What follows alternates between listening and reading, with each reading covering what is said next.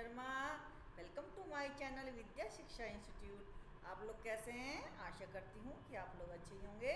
तो स्टूडेंट्स, कल हमने पढ़ाया था आपको इवोल्यूशन के बारे में, और इवोल्यूशन के बारे में काफ़ी हमने थ्योरी पूरी पढ़ा दी थी आपको कल, है ना। मॉडल्स ऑफ करिकुलम इवोल्यूशन के बारे में मैंने आपको बता दिया था पिछली वीडियो में। तो आज की जो वीडियो है उसमें हम बात करेंगे राल्फ टायलर की जो ऑब्जेक्टिव, ये देखेंगे कि इन दोनों में फ़र्क क्या है। जो उनका राल्फ टायलर का जो करिकुलम डिज़ाइन मॉडल है और जो करिकुलम इवोल्यूशन मॉडल है ना। मॉडल जो क्या मॉडल ऑफ करिकुलम,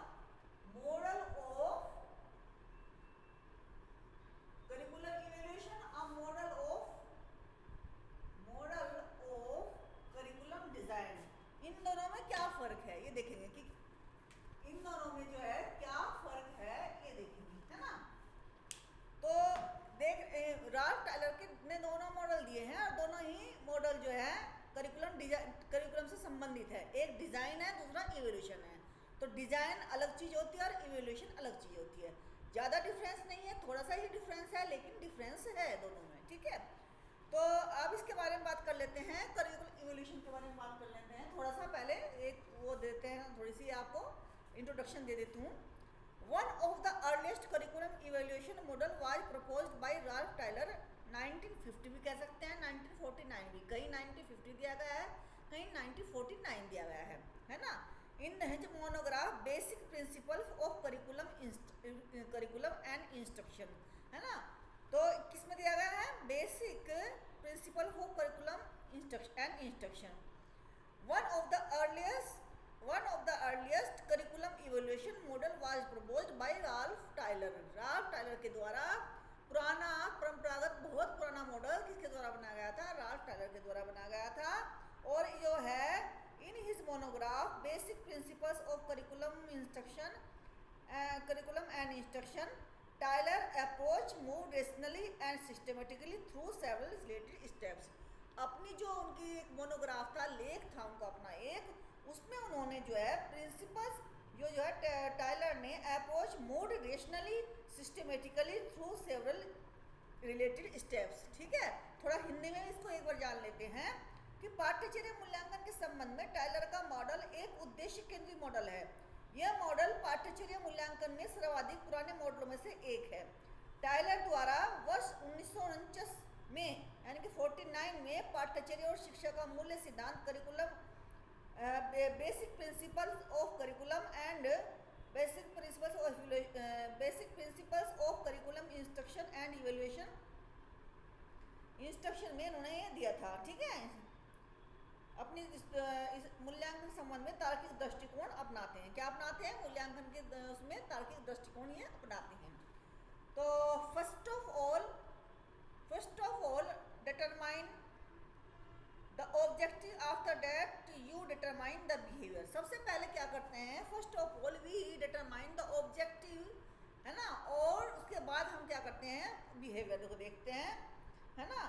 तो ये इनमें दोनों तरफ मैंने लिख दिए हैं points. Determine the school purpose, identifying learning experience, organising the learning behaviour, evaluation the purpose. तो ये जो है आपके क्या है कि 4 पॉइंट्स में ऑब्जेक्टिव जो डिज़ाइन वाला जो है, ये जो मॉडल ऑफ करिकुलम डिज़ाइन वाला है, इसमें 4 पॉइंट जो है इम्पोर्टेंट है। 4 पॉइंट इम्पोर्टेंट है। जो इम्पोर्टेंट है ये नहीं है कि इसमें क्या करते हैं? Determine the school purpose. ये मैंने पिछली वीडियो, सबसे पहले जो वीडियो मैंने कराई थी आपको करिकुलम की, मॉडल्स ऑफ करिकुलम की, उसमें मैंने राल्फ टायलर करा दिए हैं और उसमें चारों पॉइंट्स भी करा दिए गए हैं। थोड़ा थोड़ा फिर मैं आज बता देती हूँ आपको कि इसमें डिटरमाइन द स्कूल पर्पस, इसमें क्या करते हैं कि स्कूल का जो पर्पज है, उद्देश्य क्या है, हमारे बच्चे को हम देना क्या चाहते हैं, क्या सिखाना चाहते हैं, हमारा उद्देश्य क्या है, करिकुलम के जरिए हम क्या सिखाना चाहते हैं बच्चों को। इसमें इंपॉर्टेंस दिया कि आइडेंटिफाई लर्निंग एक्सपीरियंस। उसको पढ़ने के बाद बच्चों ने क्या एक्सपीरियंस किया, लर्न करने के बाद उनका कैसा एक्सपीरियंस रहा, बच्चों का अच्छा रहा, कैसा रहा, है ना। तो ऑर्गेनाइजिंग द लर्निंग, और फिर जो लर्निंग जो उनके हमारे पास में बिहेवियर, जो ऑर्गेनाइजेशन ऑफ लर्निंग बिहेवियर, जो उनके लर्निंग बिहेवियर, अधिगम व्यवहार, जो उनके बिहेवियर थे, उनको फिर हम ऑर्गेनाइज करते हैं। उसके बाद इवैल्यूएशन द पर्पस, और हमने स्कूल जो पर्पस थे हमारे, जो करिकुलम बनाने का जो हमारा पर्पस था, स्कूल का तो करिकुलम बनाएंगे हम, स्कूलों में तो करिकुलम पढ़ाया जाता है, तो उसका जो पर्पस था उसको क्या करते हैं हम इवेल्युएट करते हैं। अब आया था यहाँ पर इवेल्यूशन, कि इवेल्यूशन क्या है। राल्फ टायलर का मॉडल ऑफ करिकुलम इवेल्यूशन, ये क्या है, ये कैसे होता है, बिगिंस विद ऑब्जेक्टिव, ऑब्जेक्टिव के साथ ही शुरू होता है। क्या किस चीज़ का इवेल्यूशन करना है हमें, तो किस चीज़ का इवेल्यूशन करना है ना, तो बिगिंस विद ऑब्जेक्टिव, ऑब्जेक्टिव से शुरुआत करते हैं इसकी। और फिर जो है behaviour objective, begins with behaviour objective, behaviour objective begins with the behavioral objective that have been previously tested. These objectives must specify both the content of learning and the behavior expected out of students. यानी कि हमने जो ये उनको करता है begins with the behavioral objective that have been previously tested, जो पहले से ही टेस्ट कर दिए गए हैं, है ना, पहले से ही टेस्टेड हैं, उनको जो है क्या कर दिया गया है, उनको हम देखेंगे। इसमें जो पहले से ही उनको बिहेवियरल ऑब्जेक्टिव टेस्टेड किए गए हैं, जो बिहेवियरल ऑब्जेक्टिव मतलब जो हमने बताया है कि ये हमारे बिहेवियर ऑब्जेक्टिव है, इन उद्देश्यों को हमें प्राप्त करना है, वे उद्देश्य हम उनको डिटरमाइन करते हैं। और जो पहले से हम टेस्ट, उन बिहेवियर को पहले से ही टेस्ट, उन ऑब्जेक्टिव्स को पहले से ही टेस्ट होना चाहिए। पहले नए बिहेवियर सिखाने से पहले, पुरानी बिहेवियर को यानी नए करिकुलम देने से पहले उन्होंने क्या करिकुलम में क्या पढ़ाया उसको टेस्ट करना है। द ऑब्जेक्टिव मस्ट स्पेसिफाई, जो ऑब्जेक्टिव है ना, जिस बिहेवियर को हमें ठीक करना है, जिस बिहेवियर में हमें इंक्लूड करना है या ऑर्गेनाइज करना है, लर्निंग बिहेवियर देखने हैं, these objective must specify both on the content of learning and the behaviour expected. जो कंटेंट ऑफ लर्निंग के लिए हम जो कंटेंट प्रस्तुत कर रहे हैं वो, और जो एक्सपेक्टेड बिहेवियर है ऑफ द स्टूडेंट्स, उन दोनों को जांचने के लिए हम जो है करिकुलम इवैल्यूएशन करते हैं, है ना। कंटेंट ऑफ लर्निंग और behaviour expected out of the student, जो स्टूडेंट्स का बिहेवियर है उसको एक्सपेक्टेड, जो एक्सपेक्टेड बिहेवियर है वो हमने जो कंटेंट ऑफ लर्निंग दे रहे हैं, तो उसको सीखने के बाद बच्चा कैसे व्यवहार कर रहा है और हम क्या एक्सपेक्ट कर रहे हैं, क्या उसी व्यवहार को एक्सपेक्ट कर रहे हैं कुछ और, ठीक है। इस तरीके से ये इवैल्यूएशन किया जाता है। सेकंड है identify the situation that will give the learner the opportunity to showcase the behaviour mentioned in the objective and that will evoke or encourage this behaviour. कहने का तात्पर्य है कि ऐसी सिचुएशन प्रस्तुत की जाती, सेकंड स्टेप है ये, यहाँ लिखा हुआ है ये थर्ड स्टेप में कि आइडेंटिफाई द सिचुएशन, ये कहने का मतलब है कि ऐसी सिचुएशन प्रस्तुत करना जो उद्देश्यों में बताए गए व्यवहारों को, ऐसी सिचुएशन प्रस्तुत करना जो उद्देश्यों में बताए गए व्यवहार है ना, कि ये व्यवहार एक्सपेक्टेड व्यवहार बच्चे को करने चाहिए, उन व्यवहारों को क्या कर सके, उन व्यवहारों को क्या कर सकता है, प्रोत्साहित करे और उनको दिखा सके, उन व्यवहारों को दिखा सके और प्रोत्साहित कर सके। किन व्यवहारों को, जो कि उद्देश्यों में हमने लिखे हैं कि ये चेंज होने हैं व्यवहार, इस कंटेंट को पढ़ने के बाद में ये व्यवहार चेंज हो जाएंगे, उन व्यवहारों को दिखाना है और क्या करना है, प्रोत्साहित करना है, ठीक है, ऑब्जेक्टिव्स में, ठीक है। ऐसी सिचुएशन प्रस्तुत करनी है जो उनके व्यवहारों को सामने दिखाई दे कि हाँ वास्तव में ये व्यवहार में इनका परिवर्तन हो रहा है इस करिकुलम को पढ़ने के बाद में, ठीक है, इस कंटेंट को पढ़ने के बाद में। फिर है फोर्थ, सेलेक्ट, मॉडिफाई एंड और कंस्ट्रक्ट सुटेबल इवैल्यूएशन टूल्स। अब है कि हमें क्या करना है, कि हमें क्या करना है, सेलेक्ट करने हैं, क्या करने हैं, मॉडिफाई और कंस्ट्रक्ट, मॉडिफाई करने हैं, सुधारना है, और कंस्ट्रक्ट करने हैं, प्लस चुनना है, फिर उनको सुधार, उनमें कुछ कमियां हो उनमें सुधारनी है, और फिर जो क्या करना है, कंस्ट्रक्ट, उनको बनाना है अपने अकॉर्डिंग, जो कमियां हैं उनको ठीक ठाक करके अपने अकॉर्डिंग बनाना है। सुटेबल इवैल्यूएशन टूल्स, है ना, जो सुटेबल हो सके ऐसे इवैल्यूएशन टूल्स हमें बताना है जो सुटेबल हों, ठीक है, उनको मॉडिफाई करके और सेलेक्ट करके।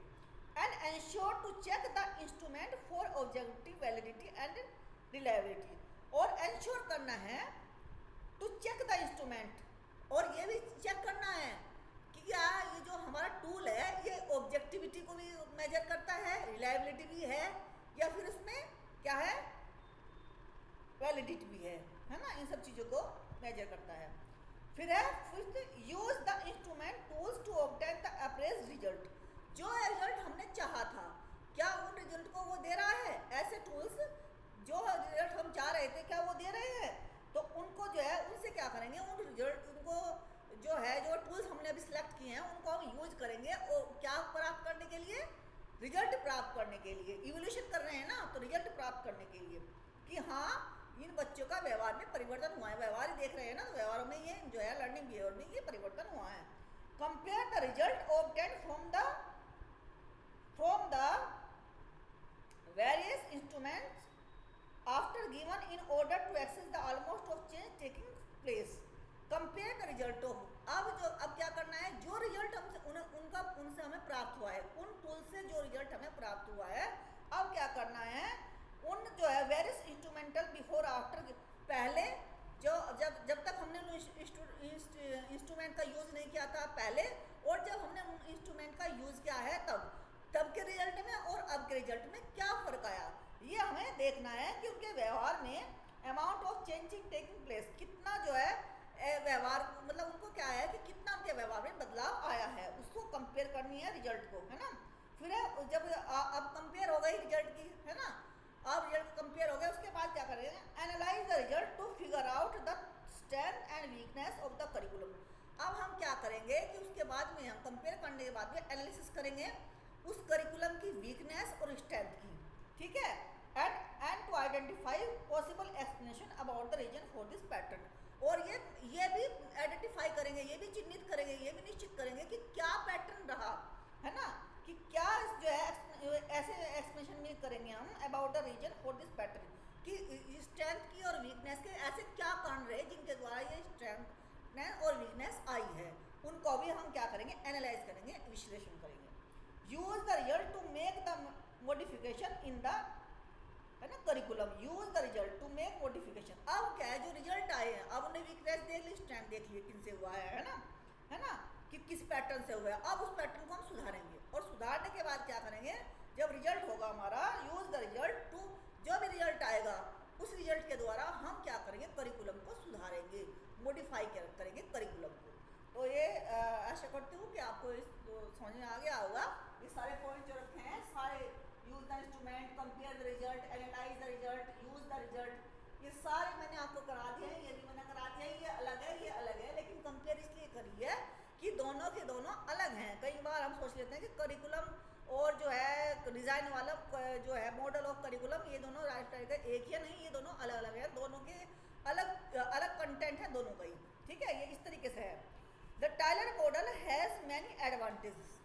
एडवांटेज क्या है, सबसे पहला एडवांटेज तो ये है कि it is relatively easy to understand, क्योंकि इसमें जो ऑब्जेक्टिव्स पर ज़्यादा ध्यान दिया गया है, इसीलिए ईजी टू अंडरस्टैंड है। इट इज़ सिस्टमेटिक, ये सिस्टमेटिक है और रेशनल है, लॉजिकल है। सिस्टमेटिक बताया ना मैंने, पहले सेलेक्ट करना, टूल्स को पहले सेलेक्ट करना है, पहले तो आइडेंटिफाई सिचुएशन, पहले सबसे पहले ऑब्जेक्टिव, फिर सिचुएशन को आइडेंटिफाई करना, सेलेक्ट टूल्स, फिर इनको यूज करना, फिर रिजल्ट देखना, इस तरीके से, है ना, कंपेयर करना, एनालिसिस करना, ये इस तरीके से स्टेप बाय स्टेप सारी प्रक्रिया चलती है। तो इसीलिए it is relatively easy to understand and apply, it is systematic, rational and logical, it emphasises on curriculum strength and weakness, जो मैंने बता दिया है। Not only gives the importance to the performance of individual, केवल individual की performance को भी नहीं देते, बाकी सब एक्टिविटीज़ को भी उतना ही इंपॉर्टेंस देते हैं।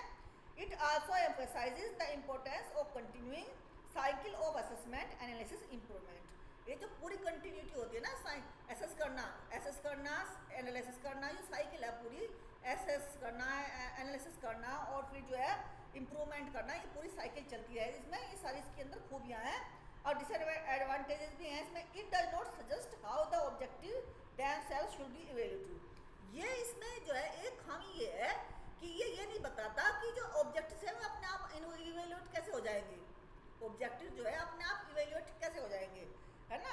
It does not mention any standard how standard should be developed, ना ही कोई स्टैंडर्ड वो करते, मतलब स्टैंडर्ड बनाते कि नहीं स्टैंडर्ड से ही है जो है डेवलप्ड होगा या वो होगा, ठीक है। तो जो है it emphasise most on object, so there comes sometimes restrict creativity. इतना ज़्यादा ऑब्जेक्टिव्स के ऊपर इतना उन्होंने ध्यान दिया है कि ऑब्जेक्टिव ही सब कुछ है, इसमें इतना ध्यान दिया गया है कि नई क्रिएटिविटी के लिए कई संभावनाएं नहीं बचती, है ना। फोर्थ में it also seems to place undue emphasis on the pre assessment and post assessment talent and ignore the need of for formative assessment. इन्होंने प्री और पोस्ट असेसमेंट पे इतना जोर दिया है कि ये फॉर्मेटिव असेसमेंट को भूल ही गए हैं, ठीक है, इग्नोर कर दिया है बिल्कुल उन्होंने। तो ये हो गया हमारा कौन सा, curriculum, model of curriculum evaluation. ये हो गया, इधर भी लिख दिया मैंने मॉडल ऑफ करिकुलम डिजाइन। तो इनमें थोड़ा थोड़ा सा जो फर्क है वो आप जो है अपनी कॉपी पे उतार लीजिएगा। और ये हो गया आपका टाइलर का करिकुलम मॉडल ऑफ इवैल्यूएशन। अब हम कर लेते हैं पीवाईक्यू।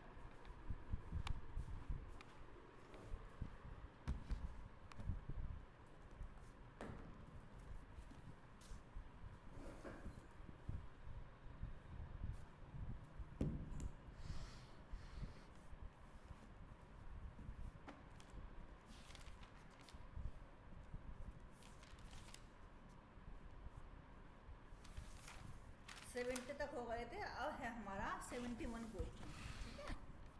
कौन सा है 71 question. National commission on teachers के अध्यक्ष कौन थे? प्रोफेसर, हम पीवाईक्यू कर रहे हैं 2024 के, और ये हमारा 71 क्वेश्चन है पीवाईक्यू का, ठीक है, क्योंकि हम इसके साथ साथ वीडियो बनाती हूँ, मतलब इसके साथ साथ पीवाईक्यू भी कराती हूँ आपको, ठीक है स्टूडेंट्स। तो नेशनल कमीशन ऑन टीचर्स के अध्यक्ष कौन है? Professor Yash Pal, doctor Ram Murthy, Sam Pitroda, professor D P Chattopadhyay. तो इसका जो सही आंसर है वो है प्रोफेसर डीपी चट्टोपाध्याय। क्यों है? क्योंकि इनके नेतृत्व में शिक्षकों पर राष्ट्रीय आयोग की स्थापना की गई थी। आयोग ने शिक्षण पेशे के लिए प्रशिक्षकों के चयन के लिए कुछ महत्वपूर्ण मानदंड निर्धारित किए। उन्होंने शिक्षण प्रशिक्षकों के चयन के लिए मानकीकृत प्रशिक्षण प्रक्रियाएं भी निर्धारित की। मानकीकृत प्रक्रियाएं भी निर्धारित की। आयोग ने शैक्षिक मनोविज्ञान प्रशिक्षण, व्यवहारिक आधारित प्रशिक्षण के माध्यम से शिक्षण पेशे को बेहतर बनाने के लिए विभिन्न पद्धतियों को भी सूचीबद्ध किया और शिक्षण से संबंधित नए कौशलों पर भी जोर दिया। यानी कि उन्होंने शिक्षक से संबंधित जितने भी हो सकते थे, अच्छी वो हो सकते थे, मतलब उनके बारे में उनको वो कराने के लिए, मतलब क्वालिटी बढ़ाने के लिए वो सारे इसमें दिए हैं उन्होंने प्रोफेसर डीपी चट्टोपाध्याय ने नेशनल कमीशन ऑन टीचर्स 1983 में, ठीक है। एक सत्य प्रायोगिक डिजाइन के लिए घटनाओं के सही क्रम का चयन कीजिए, है ना। प्रायोगिक डिजाइन मतलब प्रायोगिक एक्सपेरिमेंटल डिजाइन। प्रायोगिक डिजाइन का मतलब है एक्सपेरिमेंटल, ट्रू एक्सपेरिमेंटल डिजाइन के लिए घटनाओं के सही क्रम का चयन कीजिए। कौन सी घटनाएं, यानी कौन सा पहले कौन सा बाद में आगे क्रम में लगाना है को, ठीक है। सबसे पहले आ जाएगा, हम इसमें 5 दिए गए हैं। कुल प्रतिदर्श इकाइयों का यादृच्छिक चयन, उपचार का प्रभावन, समष्टि की पहचान, एक समूह को उपचार का यादृच्छिक आवंटन, प्रतिचयित इकाइयों का 2 समूह में यादृच्छिक विभाजन, है ना। तो सबसे पहले आ जाएगा समष्टि की पहचान। कुछ भी हम करते हैं, रिसर्च करते हैं, कुछ भी करते हैं, यानी कि जब कोई भी डिज़ाइन बनाते हैं सबसे पहले समष्टि की चयन करते हैं। हम करना किस चीज़ पे है, समष्टि का चयन किया, उसके बाद एक समूह का यादृच्छिक आवंटन, है ना।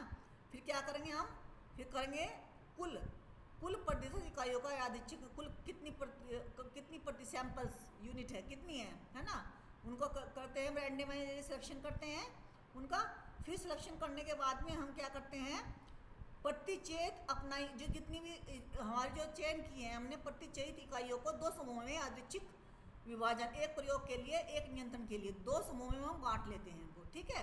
उसके बाद हम क्या करेंगे, एक समूह को उपचार का यादृच्छिक आवंटन करेंगे। एक समूह को उपचार के लिए, ट्रीटमेंट के लिए रैंडमाइज्ड आवंटन करेंगे, डिस्ट्रीब्यूट करेंगे। फिर उपचार का प्रभाव, फिर उसका ट्रीटमेंट का क्या देखेंगे, इफेक्ट ऑफ ट्रीटमेंट, ये देखेंगे, हो गया। तो ये है CAEDB, इसका सही आंसर है। गैलोवे की अंत्यक्रिया विश्लेषण प्रणाली और फ्लेंडर्स के अंत्यक्रिया विश्लेषण के मध्य मुख्य अंतर है। क्या अंतर है? गैलोवे द्वारा गैर मौखिक संवाद पक्षों का संवर्धन और समाकलन, गैलोवे द्वारा मौखिक संवाद पक्षों का विलोपन, गैलोवे द्वारा गैर मौखिक संवाद पक्षों का विलोपन, फ्लेंडर्स द्वारा गैर मौखिक संवाद पक्षों का संवर्धन और समाकलन। तो इसमें जो है सही जो आंसर है वो है गैलोवे द्वारा गैर मौखिक संवाद पक्षों का संवर्धन और समाकलन। क्यों है? क्योंकि गैर मौखिक संवाद जैसे कि शारीरिक भाषा, भावना, जैसे मैं आप पढ़ाते हुए मेरे हाथों के जेस्चर्स चलते हैं, इस तरीके से हाव भाव को शामिल किया जाता है। उन्होंने माना कि गैर मौखिक संकेत कक्षा में होने वाली बातचीत को बेहतर ढंग से समझाने के लिए महत्वपूर्ण है, ठीक है। शिक्षा के अर्थशास्त्र के सिग्नलिंग सिद्धांत के लिए निम्नलिखित में से कौन से कथन सत्य हैं? माइकल स्पेन सिद्धांतकारों में से एक है। व्यक्तियों में जन्मजात उत्पादकता के भिन्न स्तर होते हैं। शिक्षा उत्पादकता के जन्मजात स्तरों के संवर्धन में सहायता करती है। शिक्षा उत्पादकता के भिन्न स्तरों चिन्हित करने में सहायता करती है। स्कूलीकरण के अधिक वर्ष अधिक उत्पादकता की ओर ले जाते हैं। तो इसमें से कौन सा सही है? इसमें से ए, बी, डी। माइकल स्पेन सिद्धांतकारों में से एक है, ये सही है। व्यक्तियों में जन्मजात उत्पादकता के भिन्न स्तर होते हैं, ये भी सही है। डी, शिक्षा उत्पादकता के भिन्न स्तर चिन्हित करने की सहायता करती है, ये भी सही है। यानी कि तीनों सही है और हमारा ऑप्शन सही है ए, बी और डी। ठीक है। मैस्लो द्वारा प्रदत्त आवश्यकताओं का सही अधिक्रम क्या है? क्या है? सुरक्षा आवश्यकताएं हैं, प्रतिष्ठा आवश्यकताएं हैं, शारीरिक आवश्यकताएं हैं, आत्म प्रत्यक्षीकरण आवश्यकताएं हैं, अपनेपन की आवश्यकताएं हैं। तो सही कौन सा होगा? सबसे पहले तो आ जाती हैं हमारी शारीरिक आवश्यकताएं, फिर आती है सुरक्षा की आवश्यकताएं।